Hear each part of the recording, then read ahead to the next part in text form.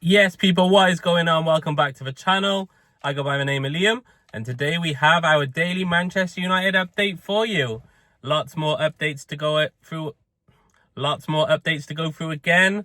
It seems as if stuff is really starting to pick up. It was quiet earlier in the month, but we're slowly getting there. As we know, Rashford has pretty much done deal to Barca. He's in Spain now, but some more details on his loan have emerged. We've got a huge Victor Gyokeres update. We did have a mini Gyokeres update. Now we've got a huge one. There's also some news on Garnacho and a potential Premier League move, plus a few more bits that we will get into. So Marcus Rashford, first of all, as we know, he has joined Barcelona on loan. It was the only club he ever wanted. I think we all knew at some point he was going to end up there. It was just a case of when. But now it has been done. It is a loan move with an option at the end of it to buy, which is believed to cost Barcelona between 26 and 30 million. I'm not sure exactly, and it was probably done in euros originally, but 26 to 30 million pound is what it's going to take for Barcelona to keep him permanently. So hopefully he has an amazing loan there. He absolutely smashes it. And then at the end of the season, we get some money for him. Royal Antwerp are also aware of Manchester United's interest over their goalkeeper. And apparently he's going to cost about 20 million euros. And that is for Lammens. 20 million euros for a goalkeeper who could potentially be our number one. He's very young. He had a good season last year. It's about 14 or 15 million pound. I would say we go and get him. Now, the first Gyokeres update was the mini one, and this came from Fabrizio today, actually. Sporting have issued Victor Gyokeres to Manchester United, offered Victor Gyokeres to Manchester United. So basically, Sporting was saying, this was done through intermediaries, not the club directly, but they were basically saying, this is what Arsenal are going to pay. If you can advance on it, we'll accept your bid. The player has said from the start that he wants Arsenal, but at the time I thought this could potentially go anywhere. If we had the money waiting and we could offer Sporting the amount they were looking for, they would essentially accept our bid, and then it would be down to us to discuss with the player. However, since that came out, Fabrizio has tweeted something else. He has shared it everywhere. Victor Gyokeres to Arsenal. Here we go. So it looks as if that's done. He was already off the table, I feel. But this has literally kicked the table over. There's no way back from this.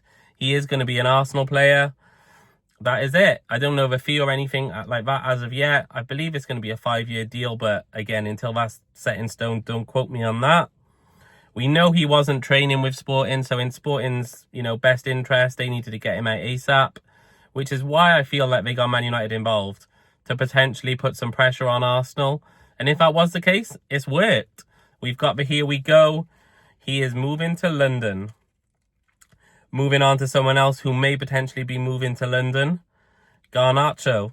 There's been a few rumours today with the Telegraph reporting that Aston Villa, Chelsea and Spurs are all monitoring the player.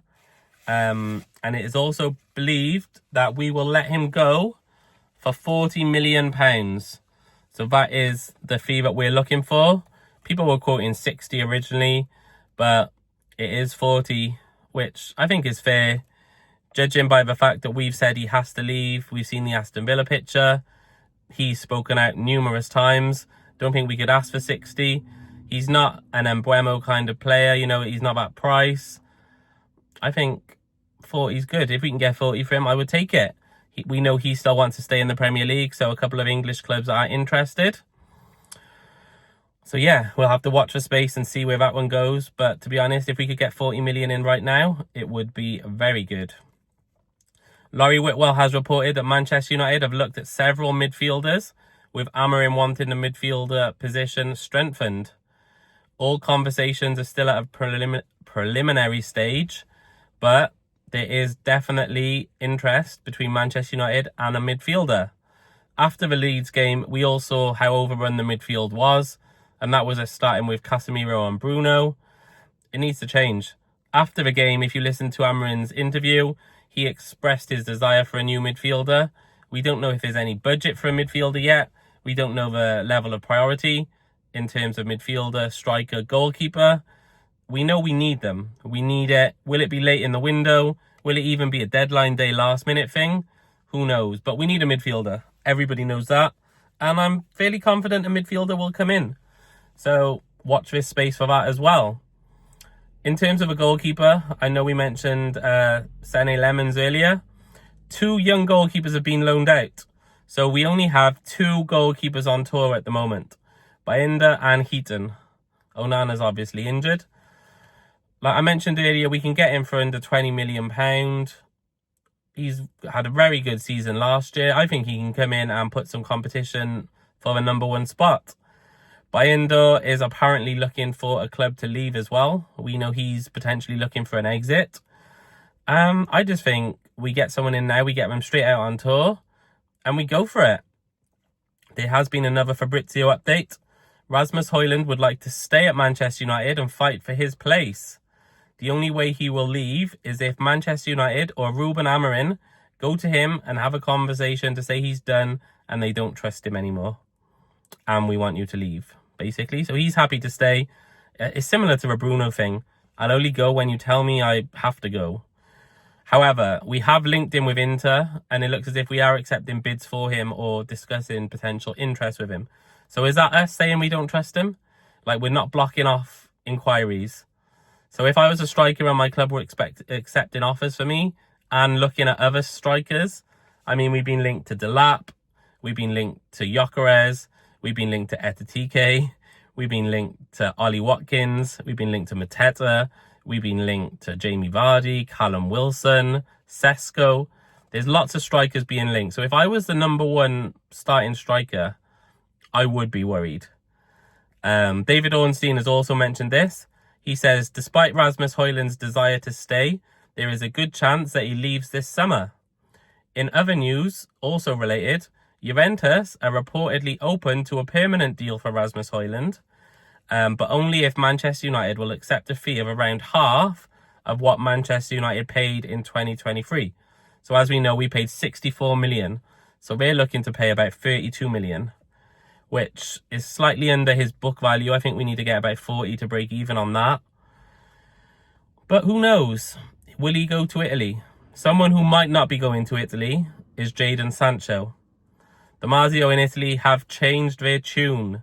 They are now reporting that in order to sign Jadon Sancho, they first need to offload players. So previously, this was the news outlet that reported it was pretty much a done deal. It was going to be done in hours as opposed to days. But now it looks as if Juventus don't have any funds after spending them on other players. So will this get done? Will there potentially be a swap deal in the pipeline? Who knows? There's lots up in the air at the moment. We hear one thing one day, and then the next day the whole thing changed. Earlier this morning, the internet was buzzing about a potential Gyokeres hijack. By the time I'm recording this, here we go to Arsenal. So it does change very fast. That was probably a bad example because we've known Gyokeres was going to Arsenal for ages. I'm still hopeful on Sesko being our number 1 target. I would love us to sign Sesko. I think he's the best striker available at the moment. He's interested in United. He doesn't need Champions League football. I say we go get him done. But I am also very keen on a goalkeeper. So for me, if we can get a goalkeeper for 20 million and Sesko, I would say that's our next 2 moves. Rashford's gone. We got 4 other players who need to go. They've all been missed out from tour. That's also been confirmed by Romano today.